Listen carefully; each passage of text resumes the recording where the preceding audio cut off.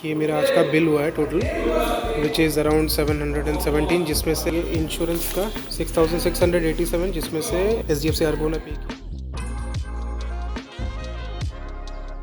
Sir मैं अभी Honda के ऑथराइज सर्विस सेंटर पे जा रहा हूँ क्योंकि मैंने एक 2 व्हीलर इंश्योरेंस क्लेम करवाया था।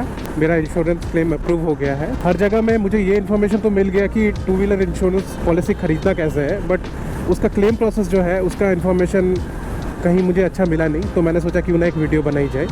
फर्स्ट स्टेप, आपका कोई एक्सीडेंट होता है, अगर माइनर एक्सीडेंट होता है जैसे कि मेरी वही मैं स्टेशनरी खड़ा हुआ था, बंदे ने पीछे से आके मुझे ठोक दिया, तो in that case it's not necessary कि आप पुलिस रिपोर्ट लिखवाएं। बट अगर एक्सीडेंट जो है थोड़ी ज़्यादा हो जाती है, अगर किसी को बहुत ज़्यादा चोट पहुंचती है आपको या सामने वाले को, या अगर किसी की डेथ हो जाती है, तो in that case it's mandatory कि आप जाए पुलिस स्टेशन में एंड आप जाके वहाँ पर रिपोर्ट लिखवाना है। जो एक्सीडेंट हुई है अगर पॉसिबल हो रही है तो वहीं पे खड़े होकर थोड़ा फ़ोटोज़ एंड वीडियोज़ आप ले लीजिए क्या क्या डैमेज हुआ है। थर्ड स्टेप ये है कि आपको टोल फ्री नंबर पे कॉल करना है। जैसे कि मेरा HDFC अर्गो का इंश्योरेंस पॉलिसी है, आपका ICICI लोम्बार्ड का हो सकता है, आपका बजाज एलियंस का हो सकता है, और भी बहुत सारे इंश्योरेंस कंपनीज़ हैं मार्केट में, तो आपका किसी का भी इंश्योरेंस पॉलिसी हो सकता है।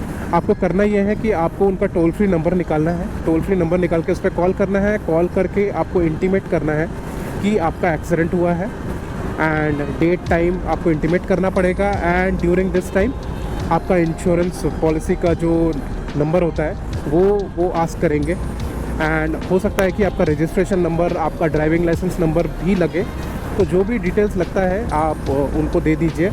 इसको देने के बाद में आपका एक क्लेम नंबर आपको रजिस्टर्ड हो जाएगा।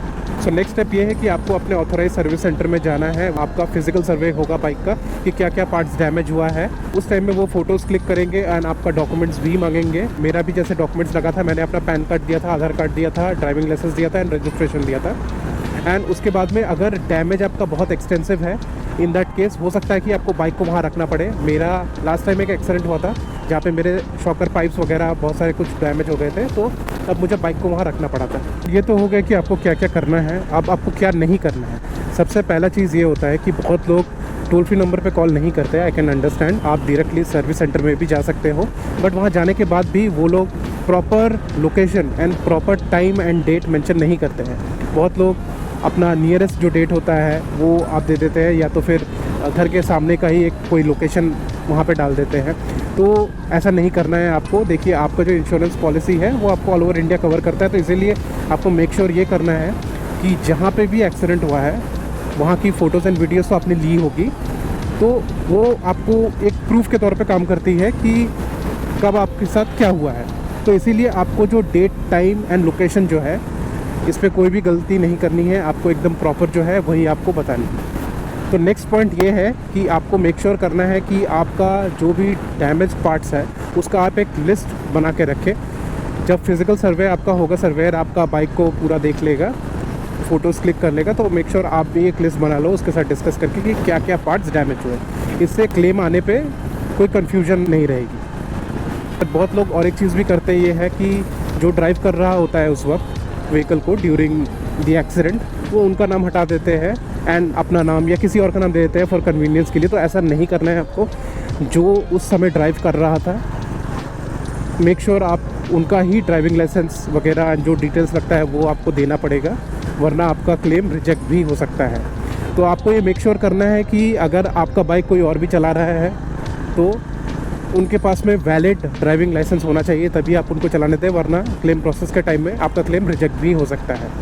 ये तो हो गया क्लेम का प्रोसेस, बट यहाँ पे कुछ छोटी छोटी चीज़ें हैं जो आपको ध्यान रखनी है जब आप इंश्योरेंस पॉलिसी ख़रीदते हो। सोचिए आपने ये कवर्स नहीं लिए हुए हैं, बट नेक्स्ट टाइम आप लेना चाहते हैं, तो मैं आपको मेंशन कर देता हूँ। पहला चीज़ है कि पर्सनल एक्सीडेंट इंश्योरेंस कवर आपकी पॉलिसी में होना चाहिए। इससे क्या होता है कि अगर कभी भी आपका कुछ मेजर एक्सीडेंट होता है, डेथ होती है, या तो कोई बॉडी पार्ट की लॉस होती है, तो इन दैट केस आपको क्लेम मिलता है। दूसरी चीज़ है RSA, रोड साइड असिस्टेंस। ये आपको करवानी चाहिए, ये मेरे रिकमेंडेशन है। अगर आप लॉन्ग डिस्टेंस ट्रैवल करते हो तो आप RSA करवा लो। RSA करवाने से ये होता है कि अगर आपकी बाइक कहीं पे बंद पड़ जाती है या कुछ प्रॉब्लम आ जाती है, तो in that case towing vehicle दी जाती है, जिससे कि वो आपके बाइक को नियरेस्ट सर्विस सेंटर पे ले जाएगा। नेक्स्ट पॉइंट है ज़ीरो डेप्रिसिएशन कवर। इसका क्या एडवांटेज है? इसको लेने से आपका बाइक, जैसे कि आपको पता है, डिप्रिशिएट होता है विथ एवरी ईयर, तो इसमें जो पार्ट्स है उनका भी डिप्रिशिएशन होता है। अगर आप ज़ीरो डिप्रिशिएशन कवर लेते हो तो इंश्योरेंस के टाइम में जो भी पार्ट्स है अगर वो रिप्लेस होता है तो आपको उसका फुल अमाउंट दिया जाएगा।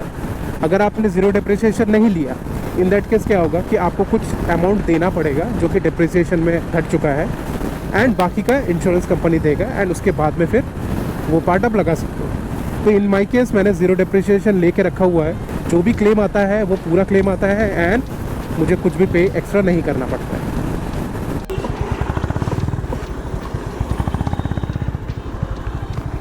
एंड ये हम आ गए हैं होंडा के बिग विंग पे। सिम्स लाइक अभी तक कोई नहीं आया है, हम लोग ही फर्स्ट है।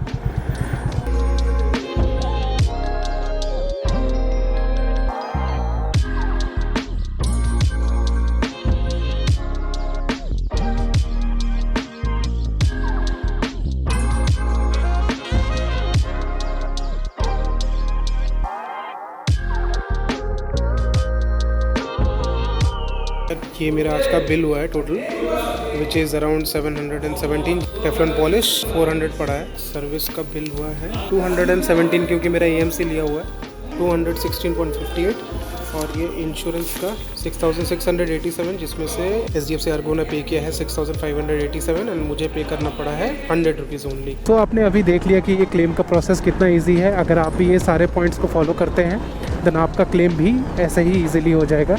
आपने देखा मुझे बस 100 रुपीज़ पे करने पड़े, which is fine. So that's it for today guys, till next time, bye bye.